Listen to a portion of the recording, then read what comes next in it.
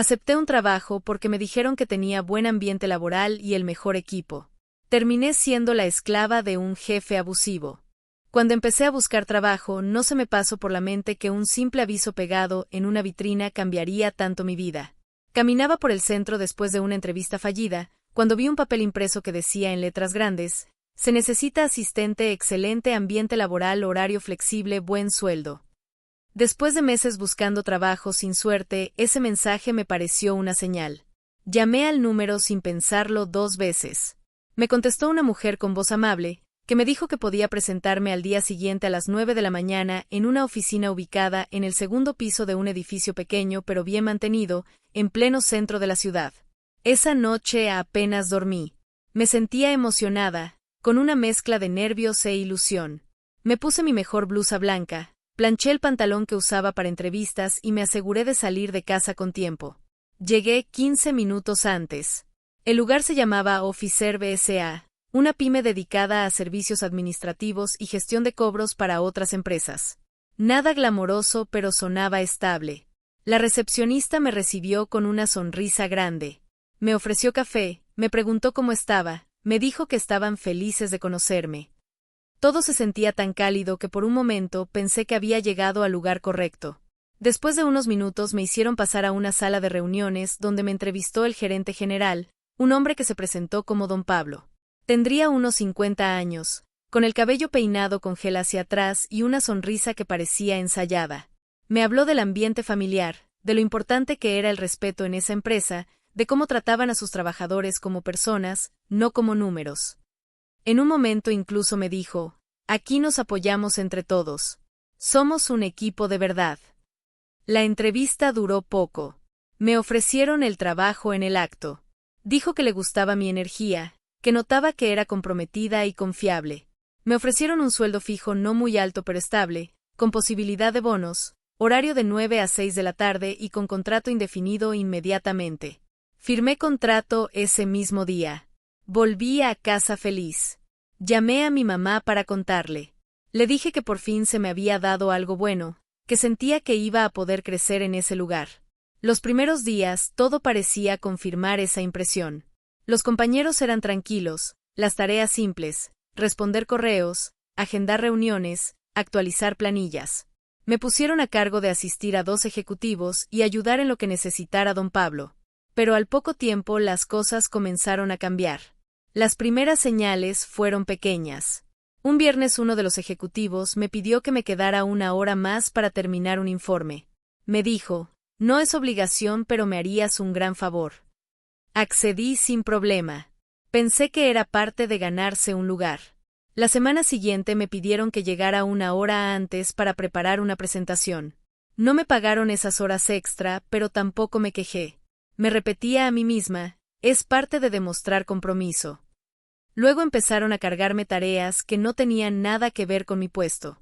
Una mañana Don Pablo me pidió que fuera a comprarle su desayuno porque no había tenido tiempo de pasar por la cafetería. Lo dijo en tono de chiste, pero no aceptaba un no por respuesta. Al día siguiente me pidió que recogiera unos papeles en una notaría. Me empezaban a usar como mandadera. Cuando me quejé con la encargada de recursos humanos, ella me miró como si estuviera exagerando. Es normal, todos aquí somos multitarea, lo importante es ser flexibles, me dijo con una sonrisa forzada. El verdadero cambio se dio en la 3.ª semana. Una mañana uno de los ejecutivos con los que trabajaba me pidió un informe que no me habían solicitado antes. Traté de explicarle que no tenía los datos completos, pero él insistió en que debía tenerlo listo sí o sí antes del almuerzo. Me puse nerviosa, intenté hacerlo a toda prisa pero cometí un error en una cifra. Don Pablo me llamó a su oficina. ¿Qué es esto?, me dijo levantando el informe como si fuera basura. Intenté explicarle, pero no me dejó hablar. Esto es una vergüenza, ¿entiendes?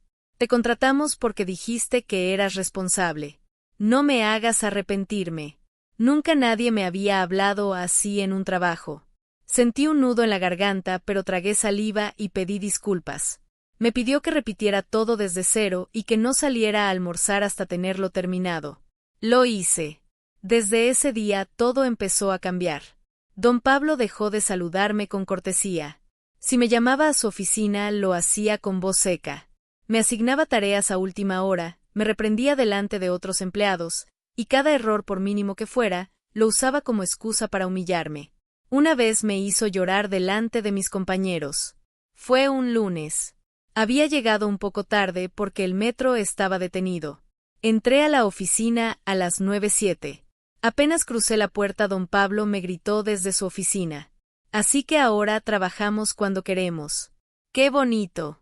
Todos me miraron, me sentí pequeña, insignificante. Él salió de su oficina y delante de todos me dijo: si no puedes cumplir un horario, tal vez deberías buscar un trabajo donde no haya que ser puntual. Como en el circo, por ejemplo. Nadie dijo nada. Nadie se atrevía. Desde ese día empecé a temerle. Si me llamaba por mi nombre, mi estómago se apretaba. Si pedía algo, lo hacía con tono de burla. Un día incluso me preguntó si me costaba leer bien, porque había escrito mal una dirección en un sobre. ¿Tienes problemas de comprensión lectora?, me dijo con sarcasmo. Una parte de mí quería renunciar, pero otra parte no podía darse ese lujo. Tenía cuentas, debía ayudar a mi mamá con los gastos. Empecé a llegar a casa con dolor de cabeza, con los hombros duros de tensión. Soñaba con el trabajo. Me despertaba sobresaltada pensando que había olvidado algo. Me empecé a enfermar. Falté un día por una migraña fuerte y al regresar me encontré con mi escritorio vacío. Guardé tus cosas, me dijo don Pablo, porque si vas a empezar a faltar así, más vale que estés lista para no volver. Ese día decidí empezar a anotar todo. Guardé copias de correos, tomé fotos de tareas fuera de lugar, grabé algunos de sus gritos cuando no había nadie más. No sabía aún qué haría con eso, pero sentía que debía protegerme de alguna forma. Lo peor fue cuando me dijo que no recibiría un bono que había prometido. No estás cumpliendo con las expectativas, dijo, y sonrió como si disfrutara mi decepción.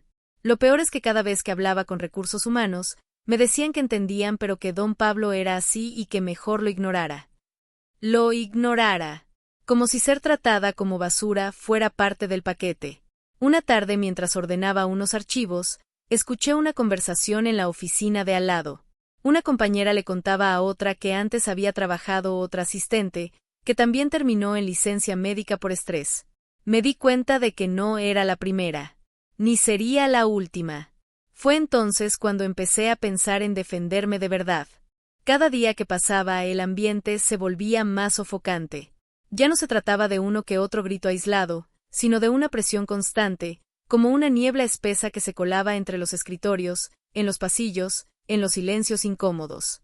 Don Pablo se había convertido en una presencia que todos evitaban pero nadie desafiaba. Y yo me estaba volviendo invisible. O peor aún, su blanco favorito. Un jueves por la tarde, mientras actualizaba una base de datos, se acercó a mi escritorio. No dijo nada al principio. Solo se paró detrás de mí. Lo sentí respirando. Pasaron varios segundos de silencio antes de que hablara. ¿Qué estás haciendo ahora? Estoy corrigiendo los datos de contacto de los clientes nuevos, respondí sin girarme. ¿Y por qué tan lento? No supe qué decir, no iba lento, estaba siguiendo el mismo ritmo de siempre, el que me aseguraba que no se escapara ningún error.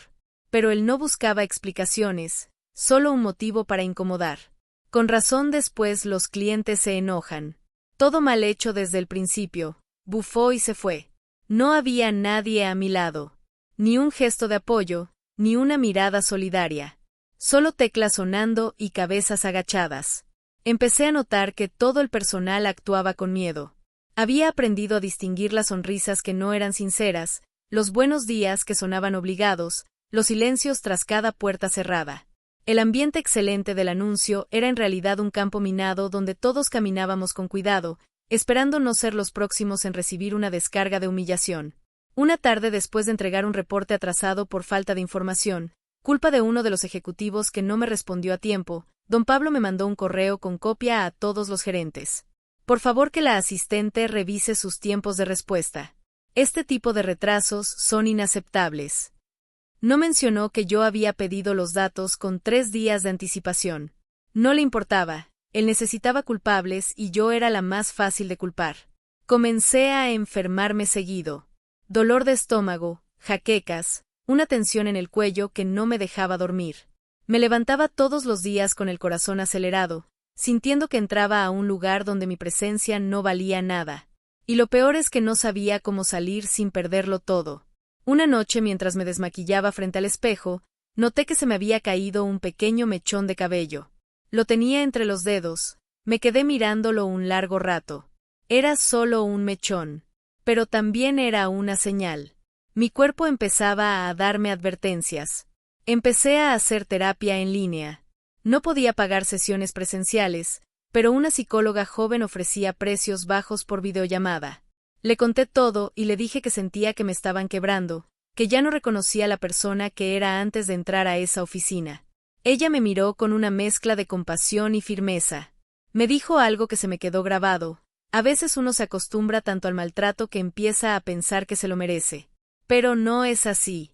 Estás siendo violentada, aunque no te peguen.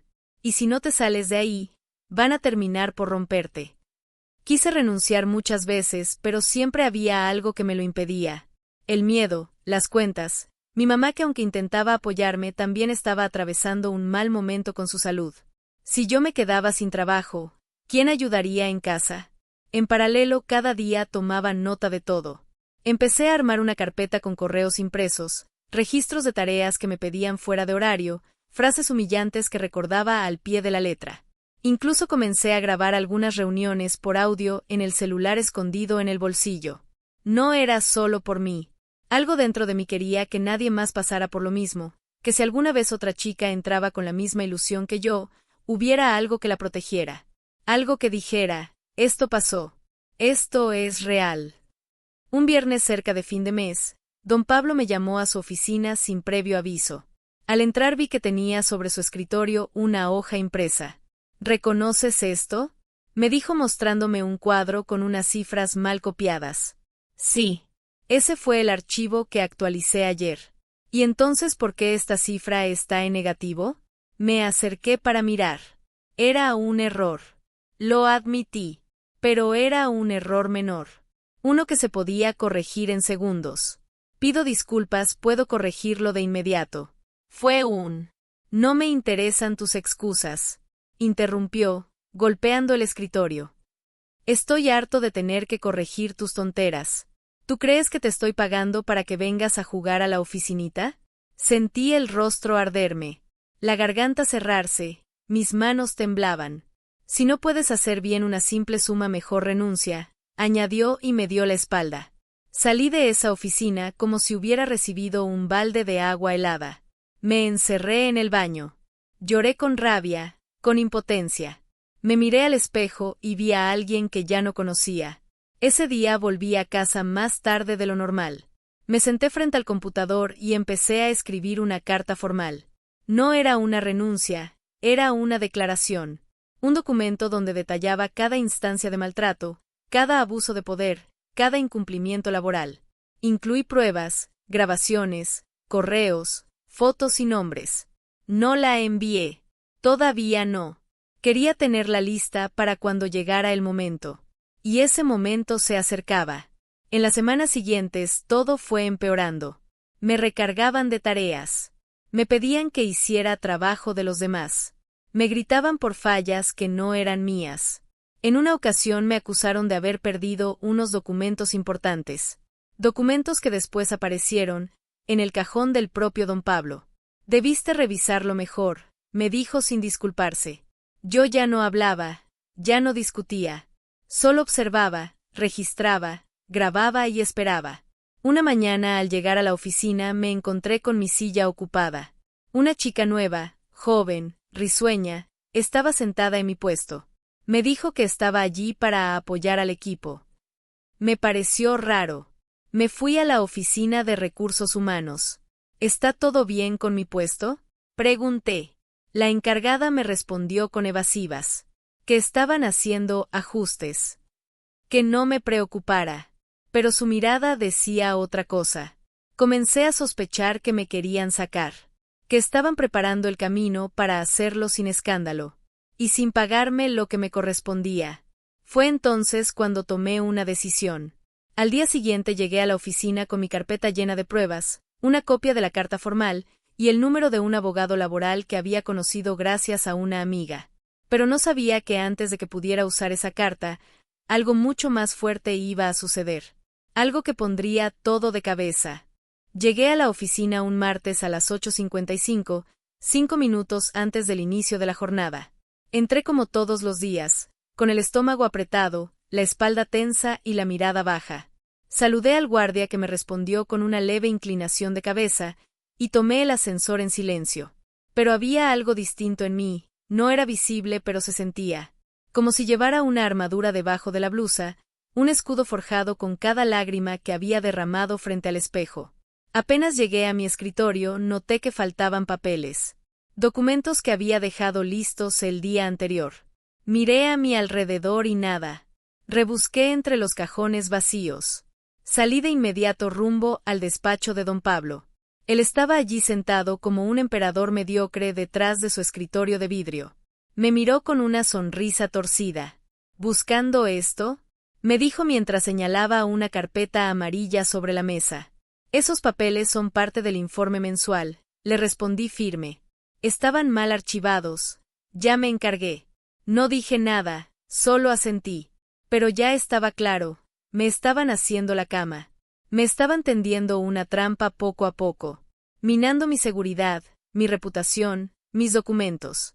Él quería que colapsara, que renunciara por desesperación, sin indemnización, sin reclamos. Pero yo no iba a hacerlo tan fácil. Ese mismo día, al salir del trabajo, me reuní con el abogado que había contactado semanas atrás. Le entregué mi carpeta con todo, grabaciones, mensajes, correos, informes. Él leyó en silencio durante varios minutos, mientras yo me tomaba un café aguado en un vaso de cartón. ¿Sabes qué es esto?, me preguntó finalmente. ¿Qué? Material suficiente para hacer los pedazos en una denuncia laboral. Lo miré en silencio. Sentí una mezcla de alivio y miedo. No era lo que quería, yo no era una persona vengativa. Pero después de tanto abuso, la idea de justicia se sentía necesaria. ¿Estás segura de querer proceder? Sí, respondí sin dudar. Al día siguiente fui a trabajar con una calma que no había sentido en meses. Ya no caminaba encorvada. Ya no agachaba la cabeza. Sabía que el final estaba cerca. Solo debía jugar bien las últimas cartas. Durante los días siguientes, la tensión en la oficina creció. Don Pablo se volvió aún más errático. Me hablaba con ironías, hacía comentarios pasivo-agresivos delante de los demás. Pero yo ya no reaccionaba. Solo lo miraba y eso lo irritaba más. Hasta que ocurrió. Una mañana, durante una reunión rutinaria, me pidió que presentara los resultados de un análisis financiero. Lo hice paso a paso, clara y precisa. Pero a mitad de la exposición me interrumpió. Esto está lleno de errores, dijo tirando una copia del informe sobre la mesa. Si me permites puedo revisar los datos ahora mismo, respondí, tranquila. Esto es una vergüenza. No puedo creer que alguien tan inútil siga aquí. La sala quedó en silencio. Yo lo miré al resto del equipo y luego me puse de pie. Voy a retirarme un momento. Necesito tomar aire. Y lo hice. Me fui directo al baño pero no lloré, no me derrumbé. Saqué mi celular, abrí la aplicación de grabación y revisé. La conversación había quedado registrada. 2 horas después, en coordinación con mi abogado, presentamos la denuncia formal ante la Inspección del Trabajo. Ya no había vuelta atrás. Lo que siguió fue un terremoto. Días después llegó una notificación oficial a la empresa. Una investigación se había abierto. Recursos Humanos me llamó de inmediato. Intentaron convencerme de que todo había sido un malentendido. Me ofrecieron disculpas vagas, sonrisas forzadas, promesas de cambios. Pero yo no quería disculpas. Quería verdad y quería consecuencias. Don Pablo, al enterarse, estalló. Me interceptó en el pasillo. ¿Qué crees que estás haciendo?, me espetó con los dientes apretados. Lo que debía haber hecho desde el primer día que me gritaste, le respondí. ¿Tú sabes quién soy yo? Sí. Eres un jefe que maltrata. Y ahora todos lo van a saber. Los días siguientes fueron un desfile de declaraciones. Me entrevistaron, revisaron pruebas, citaron a compañeros. Algunos hablaron, otros se callaron.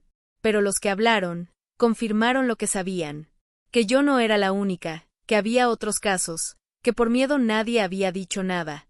Una tarde mientras salía del edificio, uno de los chicos de contabilidad se me acercó. Nunca habíamos hablado antes. Me detuvo en la puerta. Gracias, me dijo.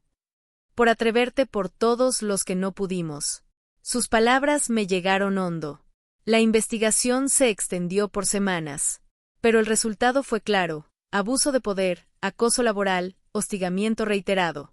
La empresa, ante el riesgo de una demanda mayor, decidió negociar.